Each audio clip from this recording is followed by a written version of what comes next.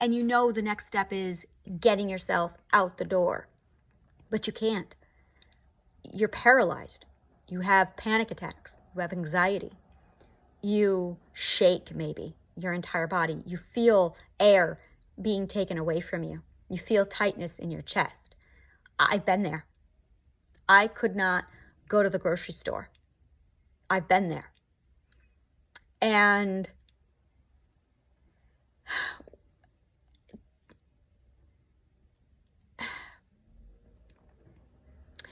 I'm going to introduce something that you may or may not know about called exposure therapy. I stumbled upon exposure therapy quite accidentally. It was the most logical process. It was the most logical thing. But I didn't know the psychological name for it. And I started explaining it to my therapist. Oh, this is what I've been doing. And my therapist did this. That is called exposure therapy. And you are supposed to do that under the knowledge and supervision of your therapist.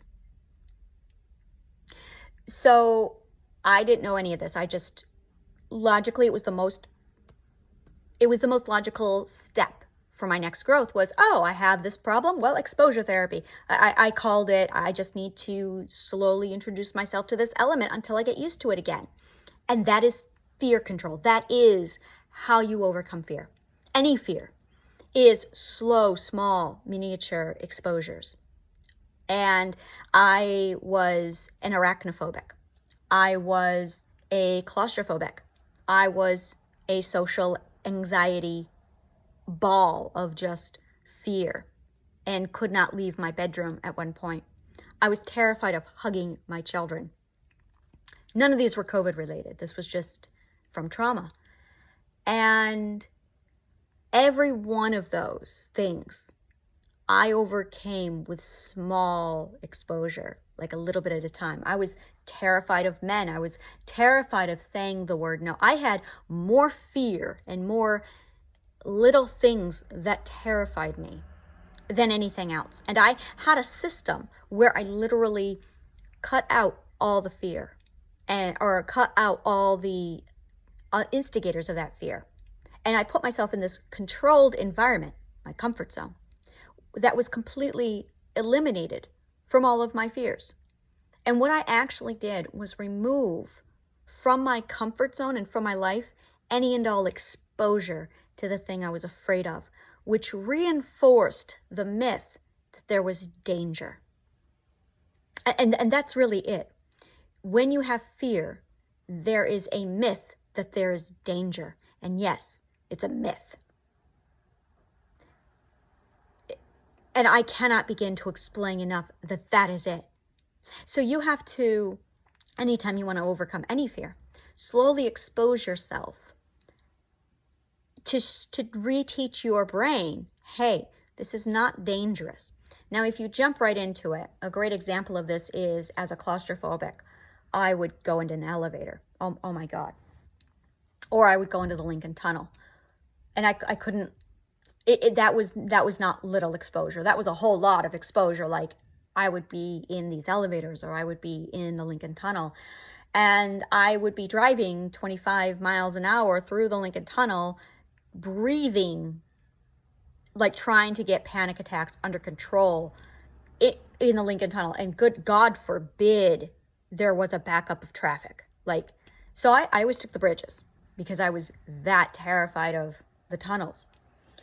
And it was actually the subsystem here in New York City that helped me with that. And I realized, okay, Lincoln Tunnel and subway system did not trigger me.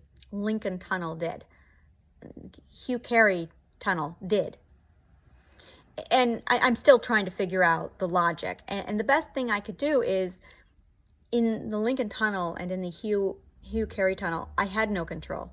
But in the subway train, I could. And the subway system, it's what, a 5-minute stop between each stop? So if I'm having a problem, I could just get out and walk. But in the tunnels, I couldn't do that. So I had more control over my situation in the subway trains than I did in the tunnels. But there were areas of the subway trains where the subway system was tighter, smaller, darker, more restrictive, than the tunnels. And I started analyzing this, like, what is the difference really between these two things? And the difference was control. That's it.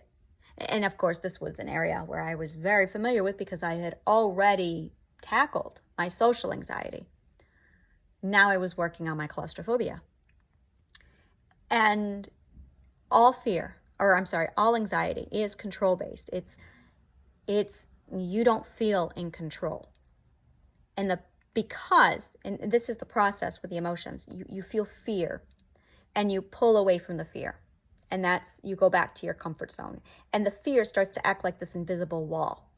And you're in your comfort zone and you see the life you want over here past the barricade of fear, which is like a wall of fire, and you can't pass through it.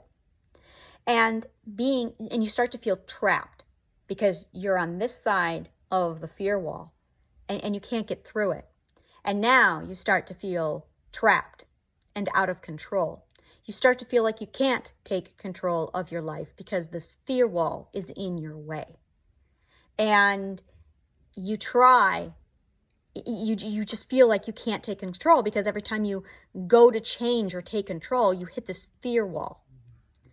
And this is when I realized, and I'm talking way back when I started my therapy, and I took my program and I recognized what I was doing, that the only way to get past this fear wall is to go through it. Literally, that's your only option, is to go through it. I became a master of leaning into fear. I started to use fear as a clue that this is where you need to go next. Oh, you're afraid of this? Well, that's where you need to go. Oh, this is making you uncomfortable? That's where you need to go now. And it started small, and I do mean small. And we're going to walk over, I'm going to go over that with you on how to take this in small steps, because right now fear is this leviathan. But back to the fear wall. When you feel like you can't overcome that, you start to feel like you have no control, and that lack of control turns into anxiety. And that's really what it is. That's all it is this, I don't have control of the situation. You start to panic. You start to have no anxiety, or you start to have severe anxiety. Sometimes it escalates to the point of anxiety attacks. And your goal, and you can't get out of this area because you're trapped with fear. But fear is abstract. It's imaginary. It doesn't exist. It is imaginary. There is a reason why I call this Project Imagination. Because anytime you handle fear, anytime you struggle with an uncomfortable emotion, are you ready for this? It is not you versus the problem. It is not you versus what's impending out there for your doom. It is just you versus your imagination. I am a writer. I have a hell of an imagination. And as a result, my fears were out of control because my